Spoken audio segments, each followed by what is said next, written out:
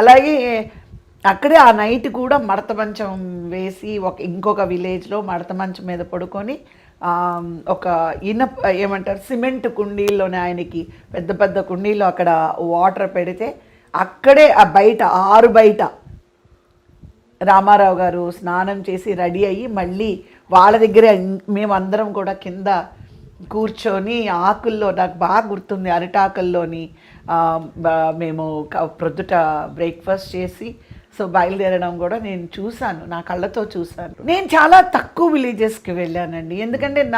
ఇప్పుడు నా వల్ల డెఫినెట్గా రామారావు గారికి ఎటువంటి ఉపయోగం ఉండకపోవచ్చు, ఎందుకంటే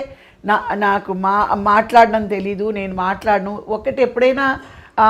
రామారావు గారు ఒకవేళ పబ్లిక్ని అడ్రస్ చేస్తూ ఉంటే మేబీ పక్కన కొన్ని వీధుల్లోకి వెళ్ళి మీ అందరికీ అన్నగారంటే ఇష్టం కదా, రామారావు గారు మూవీ చూసారా, మీకు ఇష్టమా, ఇప్పుడు అన్నగారు మన కోసం ఒక పొలిటికల్ పార్టీ పెట్టారు, మీరందరూ తప్పకుండా ఓటు వేయాలి, ఆ ఏజ్లో ఏం మాట్లాడాలో అది అంతే కదా నేను